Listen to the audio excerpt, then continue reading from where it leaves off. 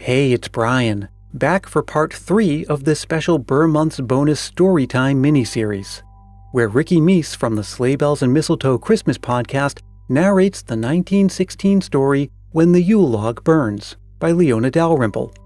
If you're listening in real time, this miniseries is being released on 4 consecutive days starting on Thursday, December 12th, and you really do need to listen from the beginning to follow along. And also, you really do need to subscribe to Sleigh Bells and Mistletoe for more Christmas fun for this season and beyond. The first 2 installments represent part 1 of the story as it was published in 1916. Today and tomorrow, we'll hear part 2, where the story picks up again the following Christmas Eve. Did you know that the tradition is to light the year's Yule log with the embers of the one from last year? There are lots of traditions with the Yule log. In some places, children would ride it home like a sleigh while the grown-ups pulled it. Some decorate it with ribbons. Others sprinkle it with wine. I'll have to do an episode about that sometime soon. But back to our story, it's Christmas Eve, and we join John and his recently adopted and recently healed son, Roger, as a special surprise is just about to happen.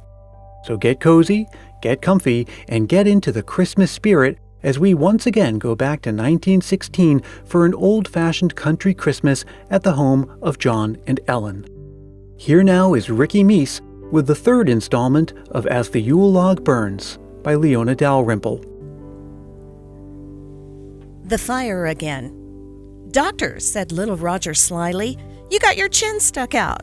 The doctor stroked his grizzled beard in hasty apology. "God bless my soul," he admitted guiltily. "I do believe I have. You've been so quiet," he added accusingly, "curled up there by the fire, that I must certainly have gotten lonesome, and I most always stick out my chin that way when I get lonesome." Roger, by way of reparation, betook himself to the arm of the doctor's chair. The doctor's arm closed tight around him. A year ago, this little adopted son of his had been very lame. It was the first Christmas in his life, indeed, that he had walked.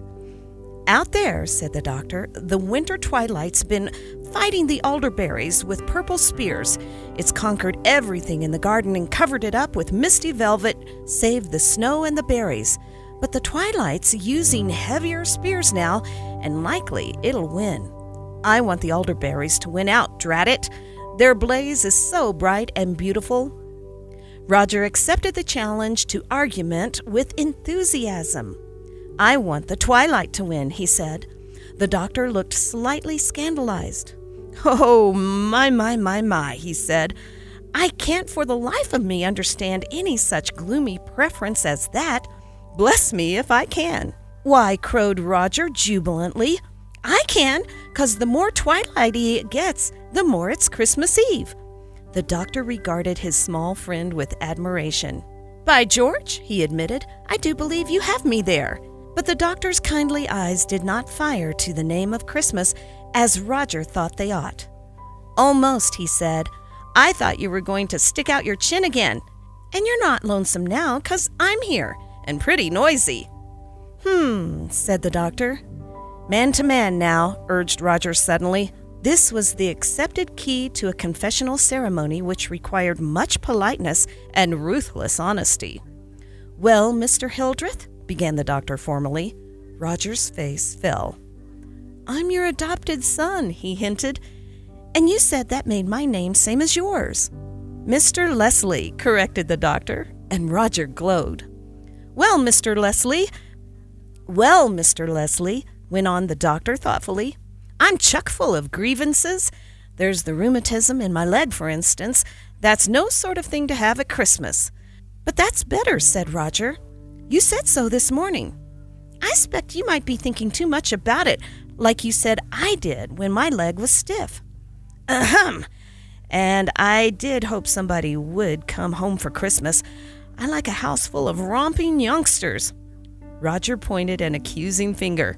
"Aunt Ellen says every blessed one of your children, and your grandchildren too, begged and begged you to come to the city for Christmas, and you wouldn't go, 'cause you're old-fashioned, and you like a country Christmas so much better, and because you'd promised to teach me to skate on the Deacon's Pond, and to take me sleighing."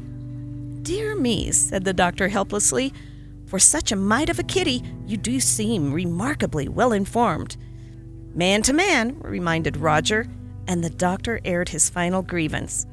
"And then there's that youngest son of mine, Dr. Ralph." "Dr. Ralph. What right had he, I'd like to know, to marry that pretty sister of yours and go off honeymooning holiday time? Didn't he know that we needed him and Sister Madge here for Christmas? I miss 'em both, young pirate." Roger's heart swelled with loyalty. It was Dr. Ralph's skillful hand that had helped him walk. "Most likely," he said fairly. "I'm a little to blame there. After I came home from the hospital, I did tell Sister Madge to marry him." "Most likely," acknowledged the doctor. "I said something similar to Dr. Ralph. I can't have you shouldering all the responsibility." "Well, Your Honor, there's the Christmas evidence. What's the verdict?" Roger considered. This man-to-man game had certain phraseological conclusions. "No case," he said suddenly, nor would he alter his decision when the doctor protested against its severity. "You had so awful many people-y sort of places to go," pointed out Roger, and the doctor laughed. "And let you spend this first Christmas on your two legs in the city?" he demanded. "Well, I guess not. No, sirree, Bob. There, the alderberries have faded out and the garden's thick with twilight."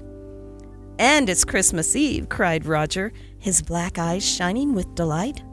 "Speaking of Christmas," said the doctor, sniffing luxuriously, "I feel that I ought to slip out to the kitchen for a minute or so. I do smell something tremendously Christmassy and spicy." Roger caught his breath. With a Christmas intrigue as surely in the air as the smell of spice, here was dangerous ground.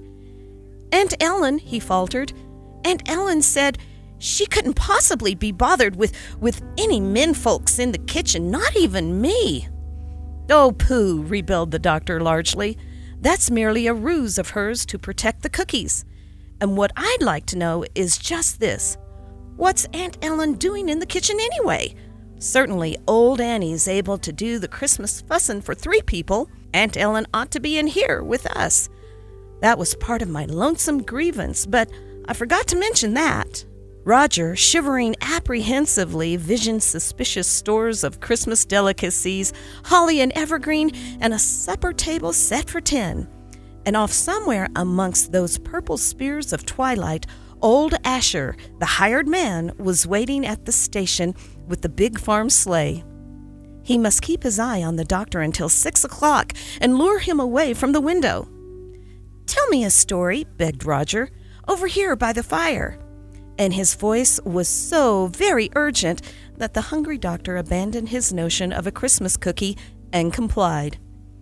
To Roger, in a nervous ecstasy of anticipation, the story was a blurred hodgepodge of phrases and crackling fire, distant noises of clinking china and hurrying feet, and wild flights of imagination.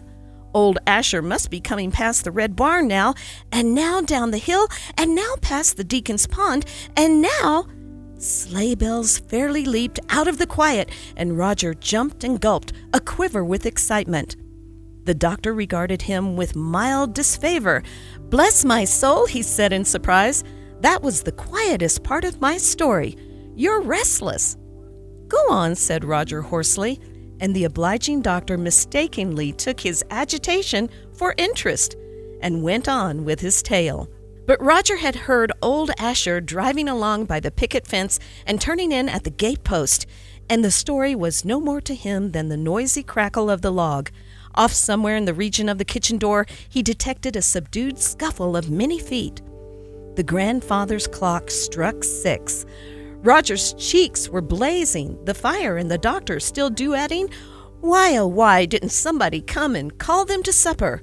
There had been plenty of time now for everything. Why had— And then the door swung back and Roger jumped. Old Annie, Asher's wife, stood in the doorway, her wrinkled face inscrutable. "Supper, sir," she said, and vanished. Hand in hand, the doctor and Roger went out to supper. The dining room door was closed. That in itself was unusual, but the unsuspecting doctor pushed through with Roger at his heels, only to halt and stare dumbfounded over his spectacles while Roger screamed and danced and clapped his hands. For to the startled eyes of Dr. John Leslie, the snug, old-fashioned room was alive with boys and holly, boys and boys and boys upon boys. He would have told you that in the first instant of delighted consternation, in different stages of embarrassment and rags. And one had but to glance at the faces of old Asher and Annie in the kitchen doorway, at Aunt Ellen hovering near her Christmas brood with the look of all mothers in her kind brown eyes, and then at Roger, scarlet with enthusiasm, to know that the doctor had been the victim of benevolent conspiracy. "It's a surprise!" shrieked Roger. "A Christmassy surprise! Aunt Ellen, she says you're so awful keen on surprising other folks that we'd show you. And you'll have a bang-up Christmas with all kids, like you love so much. And so will they, and so will the minister.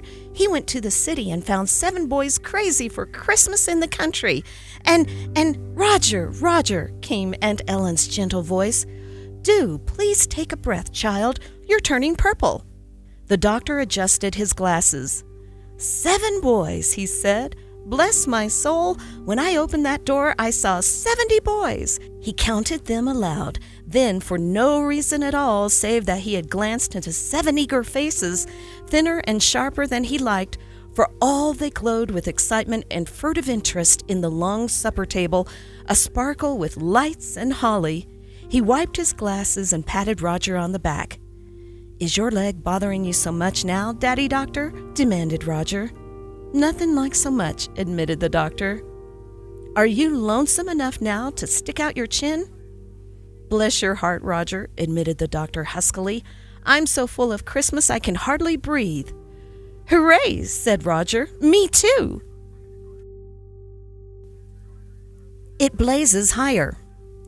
It was well that the doctor had a way with boys, for there was a problem to be solved here with infinite tact, a problem of paralyzing self-consciousness, of unnatural silences and then unexpected attempts at speech that died in painful rasps and gurgles, of stubbing toes and nudging elbows, of a centipedal supply of arms and legs that interfered with abortive and conscience-stricken attempts at courtesy, and above all, an interest in the weave of the carpet that was at once a mania and an epidemic. But by the time supper was well under way, things in the language of Roger had begun to hum, and by the time the doctor had mastered the identities of his guests, from Jim, the shy, sullen boy who would not meet his eyes, to Mike's little brother Muggs, who consumed prodigious quantities of everything in staring silence, and looked something like a girl save for a tardily cast-off suit of Mike's, somewhat oceanic in flow and fit. The hum had become celebrative and distinctly a thing of Christmas. Constraint in the mellowing halo of a Christmas Eve supper where holly and a Yule log blazed, and the winter wind frostily rattled the checker-paned windows of the sitting room in jealous spleen, fled to join the doctor's rheumatism.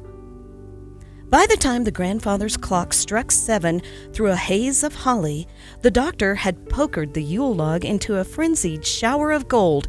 Apples and nuts were steadily disappearing from a basket by the doctor's chair, and the doctor himself was relating an original Christmas tale of adventure born of uncommon inspiration and excitement to a huddled group with circular eyes and contented stomachs. But Muggs, his small face partially obscured by the biggest apple in the basket, had not yet spoken, and Jim, the shy, sullen little boy to whom Roger had taken a fancy because he was lame, had met the doctor's eyes but once, and then with a rush of color.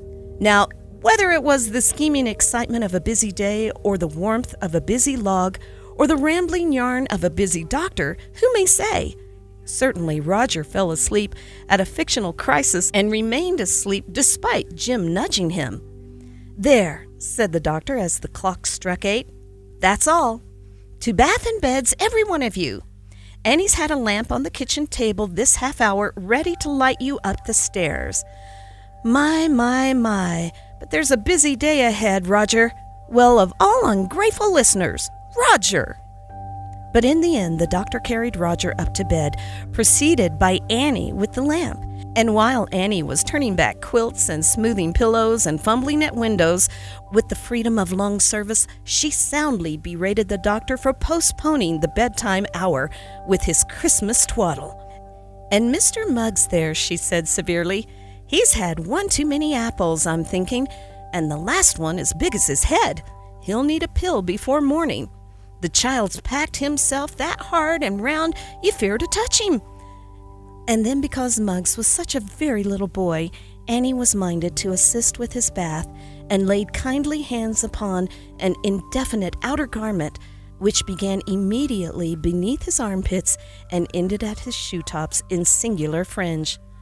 "And, ma'am," she explained to Aunt Ellen a little later, "I had to let him go into his bath by himself. No more had I touched his bushel basket of rags, and they were hitched over his shoulders with school straps and somebody's shirtwaist underneath. And then he let out a terrific shriek. You must have heard him. And all the other boys come running and crowding round him and staring, so frightened at me, and his brother yelled at him to keep quiet. And he kept quiet that sudden I could fairly see the child swell. He's unnatural still, an unnatural fool, ma'am, and the doctor better leave the pills handy." Bathed and freshly night-gowned, the doctor's guest tumbled a little noisily into bed. Only Jim lay silent and wakeful. Once he nudged his bedfellow. "Luke," he whispered, "do you think I ought to tell him?" "Aw," said Luke sleepily, "dry up, Jim. Gosh, ain't the bed soft?" Jim sighed. Christmas came to the old farmhouse with the distant echo of village bells at midnight. But long before that, Christmas in a fur cap and great coat had swept up the driveway with a jingle of sleigh bells. Behind old Polly, the doctor's mare, his sleigh packed high with bundles. By the light of a late moon, flinging festal silver on the snow, it might be seen that Christmas resembled a somewhat guilty-looking old gentleman with a grizzled beard. "I'll catch Old Scratch," he admitted suddenly, overcome by the bulbous appearance of that sleigh. "But Ellen may say what she will, she couldn't have thought of everything." No call for pills came that night from Muggs, asleep in a crib that had seen much service. He was awake, however, long before daylight, trembling with excitement. "Mike! Oh, Mike!" he called hoarsely. "Wake up! It's Christmas morning!" Mike, in a big bed with Marty Fay, sat up. "Don't you dare open your mouth today," he cried in a bloodthirsty accent, "or Mom Murphy'll get you sure and scat. Ain't I schemed enough to get you here already? Huh? Want to be sent home? Huh?" Muggs ducked beneath the blankets with a shivering wail.